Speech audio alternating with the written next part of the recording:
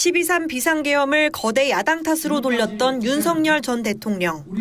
지금 우리 국회는 범죄자 집단의 소굴이 되었고, 그러나 내란 특검은 야당이 압승했던 지난해 4월 총선 훨씬 이전부터 비상계엄을 준비했다고 결론 내렸습니다.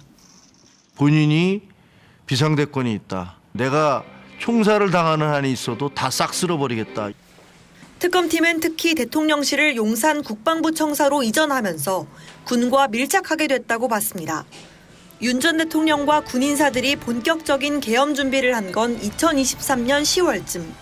김용현 당시 대통령 경호처장과 노상원 전 정보사령관이 군 인사방안과 함께 비상계엄 시 진압군이 될 수 있는 9사단과 30사단에 대해 논의했고, 이들 뜻대로 박안수 육군참모총장, 여인영 방첩사령관 등에 대한 인사가 이뤄진 걸 증거로 봤습니다. 이 과정에서 신원식 당시 국방부 장관이 계엄에 반대하자 윤 전 대통령은 김용현 경호처장을 국방부 장관에 앉힙니다. 이후 김 전 장관과 노 전 사령관이 사격 잘하고 폭파 잘하는 특수요원 선발을 정보사 측에 요청하는 등 계엄 계획을 실행해 나갔단 겁니다.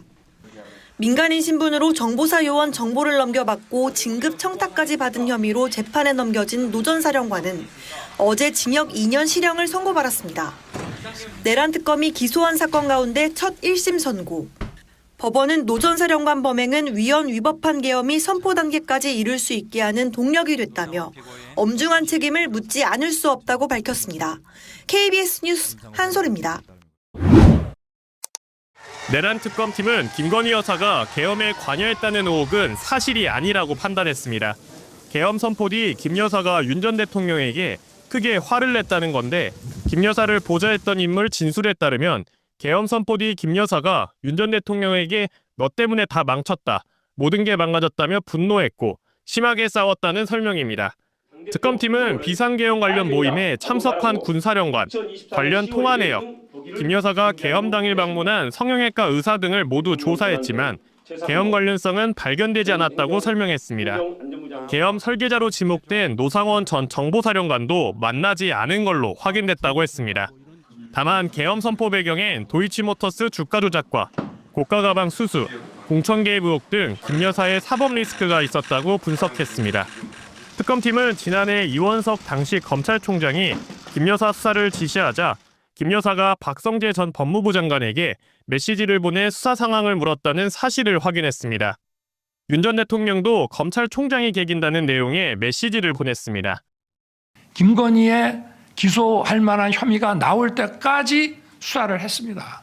그런데 기소를 못했지 않습니까? 이런 맥락에서 특검팀은 윤 전 대통령이 권력 독점과 유지를 통해 김 여사 리스크를 일거에 해소하겠다는 마음이 있었을 것이라고 해석했습니다. KBS 뉴스 정상민입니다. 조은석 내란 특별검사가 180일 동안의 수사를 마치고 윤석열 전 대통령 등 모두 24명을 재판에 넘겼습니다. 한덕수 전 국무총리, 최상목 전 경제부총리, 이상민, 박성재, 김용현 전 장관 등 비상계엄 사태에 직간접적으로 연루된 윤석열 정부 고위직들이 대거 포함됐습니다. 특검은 12.3 비상계엄은 윤석열 전 대통령이 반대 세력을 제거하고 권력을 독점하기 위한 것이었다고 결론 내렸습니다. 군을 통해 무력으로 정치활동 및 국회의 기능을 정지시키고 국회를 대체할 비상입법기구를 통해 입법권과 사법권을 장악한 후 반대 세력을 제거하고 권력을 독점 유지할 목적으로. 특검팀은 윤 전 대통령이 비상계엄 선포를 위해 북한의 도발을 여러 차례 유도했다고 판단했습니다. 하지만 북한이 별다른 대응을 하지 않자 차전책으로 거대 야당의 공직자 탄핵, 예산안 관련 정치활동 등을 반국가 행위로 규정했다고 봤습니다. 명분 강화를 위해 부정선거를 꾸며내기로 마음먹었고 선관위 직원 등에게 사용할 고문도구까지 마련했다고 했습니다. 특검팀은 윤 전 대통령이 차기 대선을 염두에 둔 개헌을 고민하고 자신의 반대하는 세력을 제거할 계획까지 세웠다고 밝혔습니다. 법무부 장관으로 임명하였던 국민의힘 당대표 한동훈을 빨갱이다라고 말하고 마음에 들지 않는 법관을 체포하려 하였습니다.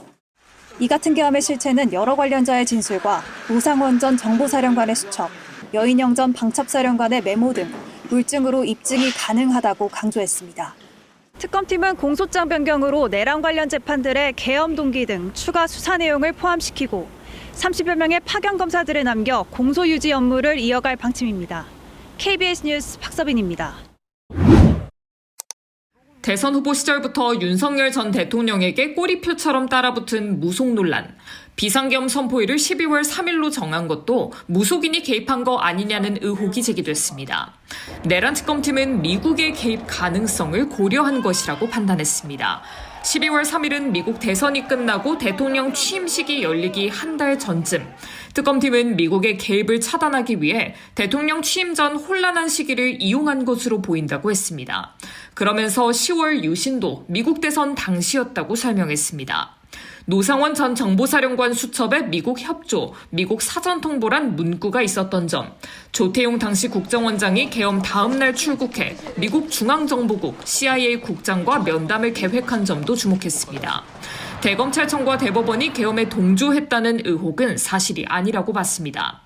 특검팀은 대법원이 비상계엄 관련 조치를 준비하거나 논의하기 위해 간부회의를 개최한 정황이 확인되지 않았다며 계엄사령부에서 대법원 실무자에게 파견을 요청했지만 대법원이 이를 거부했다고 했습니다. 조희대 대법원장이 이재명 대통령의 공직선거법 위반 혐의 사건을 졸속 처리했다는 의혹, 쥐기현 부장판사가 사법부와 공모해 윤 전 대통령을 석방했다는 의혹도 모두 불기소 처분했습니다.